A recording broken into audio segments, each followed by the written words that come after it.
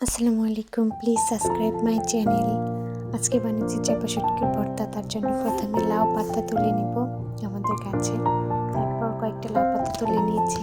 তারপর লাউ পাতাকে ভালোভাবে পানি দিয়ে ধুয়ে নেব। ধোয়ার পর এগুলোকে পানি একটু শুকানোর জন্য আমি রেখে দেব। তারপর নিয়ে নিয়েছি শুকনো মরিচ। তারপর 3টা চাপা শুটকি নিয়েছি। চাপা শুটকিকে ভালোভাবে গরম পানিতে ধুয়ে নেব। তারপর পেঁয়াজ আর রসুন শিলপাটায় বেটে নেব। ব্লেন্ডার থেকে শিলপাটায় বাটলে একটু বেশি ভালো হয়। তারপর চাপা শুটকি বেটে নেব।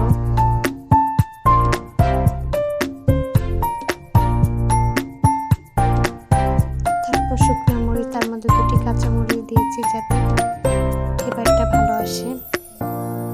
তারপর ভালোভাবে বেটে নেব। তারপর দিয়ে দিচ্ছি লবণ। তারপর ভালোভাবে মিশিয়ে নেব। তারপর সরিষার তেলে একটু ভেজে নেব। নেড়ে চেড়ে ভালোভাবে মিশিয়ে নেব। তারপর ভেজে নেওয়া হয়ে গেছে। তারপর লাউ পাতার মধ্যে একটু একটু করে দিয়ে দেব। তারপর ভাজ করে নিচ্ছি। ভালোভাবে ভাজ করতে হবে যাতে পাতাটা খুলে না যায়। আরেকটি পাতা নিয়েছি, ভাজ করে নিচ্ছি। ভাজ করে রেখে তারপর ভেজে নেব।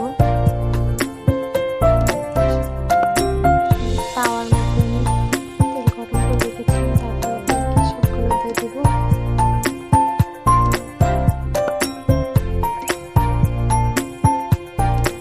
মাটির চুলাটা ভেজে নিয়েছি।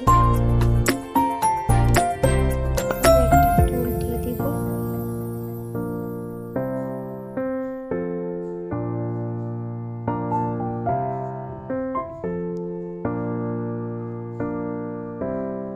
হালকা তেল দিয়ে নিচ্ছি।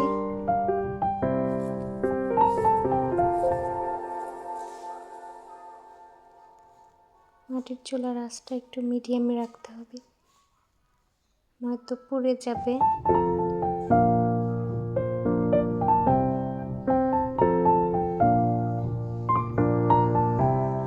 আস্তে আস্তে করে প্রত্যেকটা উল্টিয়ে দিয়েছি।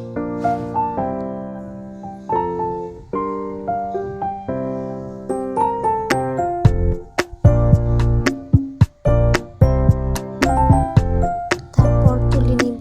ভাজি হয়ে গেছে, তুলে নিয়েছি।